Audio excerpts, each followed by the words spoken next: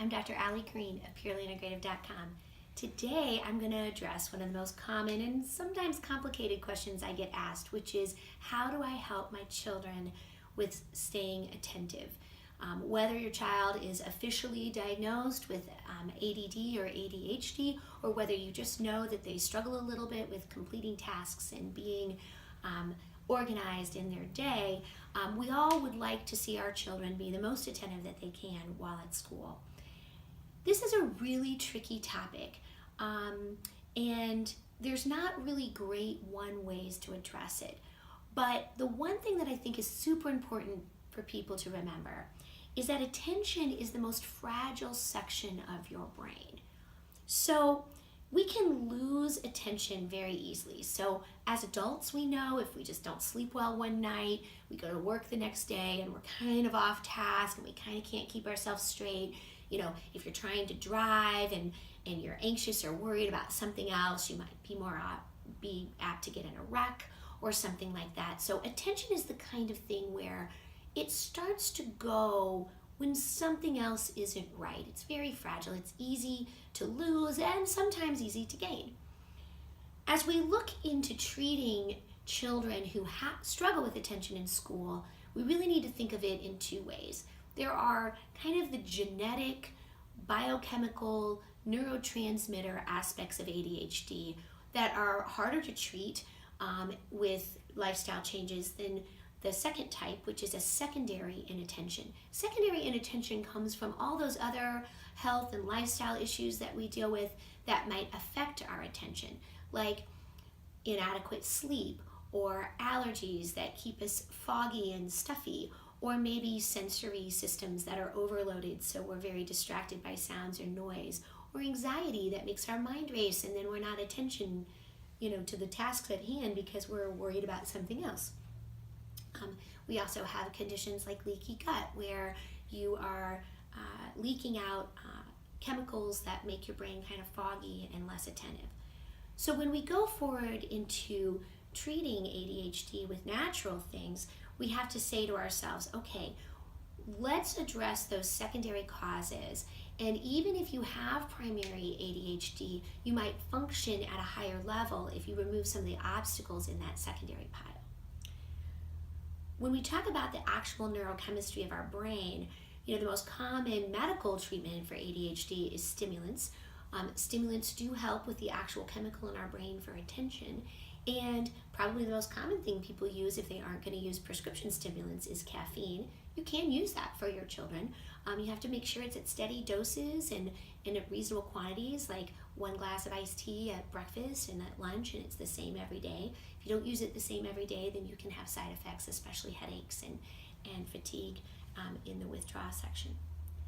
When we talk about supplements that work at that primary level of attention and the neurochemistry that comes from either genetic ADHD or secondary ADHD, probably the most commonly used supplement is B vitamins. We have a lot of different B vitamins available based on age and whether they're in combination with other products. Today we have here these chewable B12 folates, which is probably the most common thing we use for small children when we want to help them pay attention. But B vitamins actually work on the cellular energy of your brain to give it a little bit more power and help you stay more energized and focused. So they're definitely our first line thing that we do for ADHD.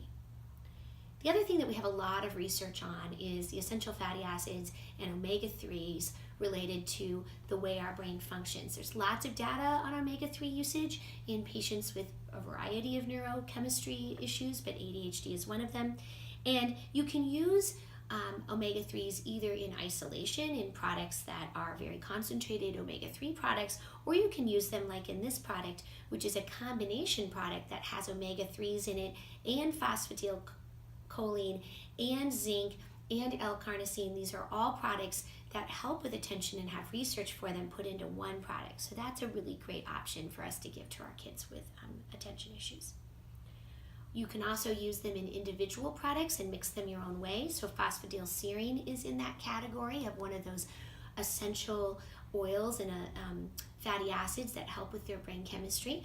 And you can use the phosphatidylserine capsules by themselves in combination with an omega-3, or you can get a product where they're combined.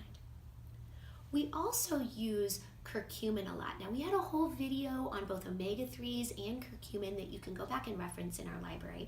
Curcumin helps us with detoxifying our brain from chemicals that might be making it feel kind of foggy, and helps with the anti-inflammatory system, because when your brain is suffering from any forms of inflammation, that will make it kind of foggy and slow and difficult to get tasks done in a quick way. We use a lot of curcumin both in the Enhancer product, and we have these fantastic gummy curcumins, which for children have been just wonderful for kids who can't swallow pills, because for a long time we've had trouble with curcumin, and it's a palatability and administration for children. So we have these yummy gummies now. We also have that inattention that comes from like wiggly hyperactivity, and that can be a variety of reasons where children can suffer from that. But magnesium is one of those products that help us with the actual calming of our like body's agitation sensation. And so we use magnesium in these fantastic little pixie sticks or in cream. We have other options too available that our staff can help you pick, but magnesium can cause that calming to help their body feel a little bit more still if they have that hyperactivity component of their ADHD, and it also can help if they have an anxiety component that's contributing to their ADHD. Then we have these kind of secondary causes that distract us from what we're doing because our body doesn't feel good. One of the primary things we talk about a lot in our office is leaky gut. When your bowels aren't intact in the membranes in your bowel membrane, all of the digestion of foods is supposed to stay within your bowels, but sometimes it leaks out into your bloodstream, and when it does that, it causes your brain to feel kind of foggy because those compounds aren't supposed to be there.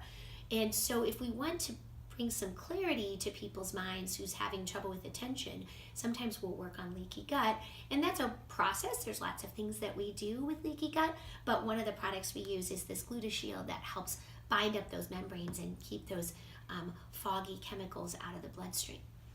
The other thing that we talk a lot about, and it's extremely, extremely important, is sleep. There is absolutely nothing. Anybody who is an adult who's tried to go to work when they haven't slept well will know nothing is worse than bad sleep for attention. It's so true that it's actually in our guidelines as a pediatric physician to say that you can't diagnose someone with ADHD until you've considered, do they have sleep apnea from chronic congestion or large tonsils? Do they have normal sleep patterns? Are they sleeping enough?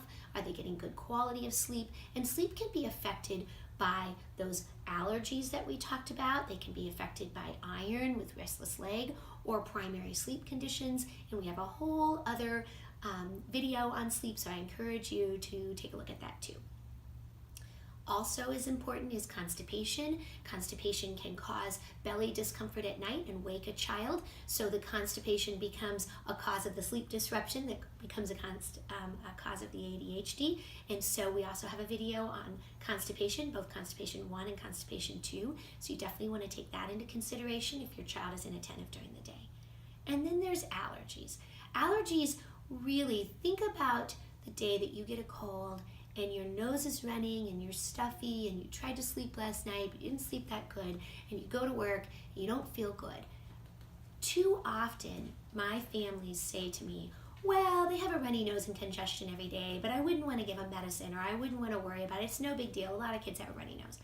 I would say if your child is congested and has a runny nose or is stuffy every day, you need to take that seriously.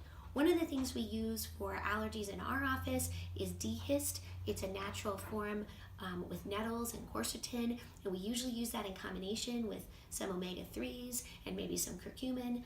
But whatever you use to control your children's allergies, whether it's a supplement or an allergy medicine, it's super important that a child can breathe through their nose and not walk around through the day with their mouth open trying to breathe that way, because you know they aren't feeling their best. And if they aren't feeling their best, when the teacher goes to talk to them at school, they're going to be like, I'm not sure. And so many times children can get diagnosed as having ADHD when really they have these other components. They're either congested or they're constipated or they're not sleeping well, or maybe they're doing all of those things. So when we take a child into our office, we start asking those questions. What's sleep like? Can they breathe through their nose? Are they having regular stools? Are they consistent? And we kind of peel back these layers of general health and apply those to the child to try to optimize the way they feel each day. Whether their cause is a primary genetic ADHD or a secondary completely from these other factors, as we treat these other underlying conditions, we will optimize their ability to function around whatever it is that they have. So I really want to encourage you that when treating a child who's having trouble with attention, that we really want to look at the whole person and all the parts that come to them and help them be the best person that they can be, whether they suffer with attention problems or not. If you have questions and you want to discuss products and options for your child, our highly educated and helpful staff at purelyintegrative.com can help you, and you can contact us anytime. See you next time. Thanks.